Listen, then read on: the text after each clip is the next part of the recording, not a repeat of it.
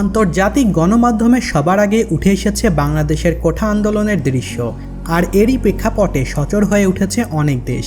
আলোচনা এবং সমালোচনার কেন্দ্রবিন্দু হয়ে দাঁড়িয়েছে কোঠা আন্দোলন। তবে কোন চোখে দেখছে দেশ বিদেশের মানুষ এই আন্দোলনকে? শুধু যে রাজধানীতে তা কিন্তু নয়, বরং এই আন্দোলন সারা দেশে ছড়িয়ে পড়েছে। প্রাণ গেছে অনেকেরই, আহত হয়েছে বেশ কয়েকজন। কিন্তু তারপরেও তারা পিছু পা হচ্ছে না। তারপরেও তারা আন্দোলন চলমান রেখেছে। তাদের নিয়ন্ত্রণ করতে মাঠে নেমেছে আইনশৃঙ্খলা বাহিনী। তার সঙ্গে সঙ্গে মাঠে নেমেছে সরকার দলীয় জোটের সদস্য ছাত্রলীগ, যার ফলে পরিস্থিতি আরও ভয়ঙ্কর হয়ে উঠেছে। কোটা সংস্কারের দাবিতে টানা বেশ কয়েকদিন ধরে আন্দোলন করছে সাধারণ শিক্ষার্থীরা। আন্দোলন শান্তিপূর্ণভাবে চললেও ছাত্রলীগ হামলা চালালে সোমবার তা সহিংসতায় রূপ নেয়। ঢাকা, জাহাঙ্গীরনগর, চট্টগ্রাম বিশ্ববিদ্যালয় সহ আরও বেশ কয়েকটি বিশ্ববিদ্যালয় ক্যাম্পাস রণক্ষেত্রে পরিণত হয়।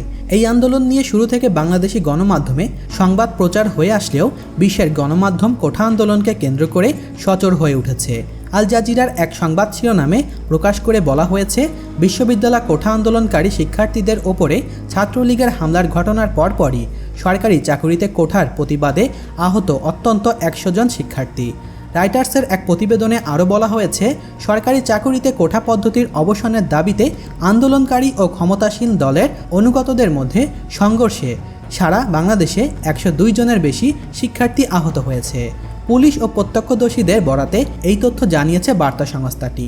প্রতিবেদনে আরও বলা হয়েছে, গত জানুয়ারিতে নির্বাচনে জয়ী হয়ে টানা চতুর্থ মেয়াদে ক্ষমতায় আসার পর এবারই প্রথমবারের মতো বড় ধরনের বিক্ষোভের মুখে পড়েছে বাংলাদেশের সরকার, প্রধানমন্ত্রী শেখ হাসিনা।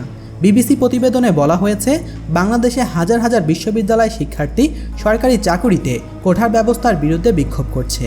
তারা বলছে, বর্তমানে কোঠা ব্যবস্থা বৈষম্যমূলক এবং তার সংস্কার করে মেধার ভিত্তিতে নিয়োগের দাবি করছে তারা।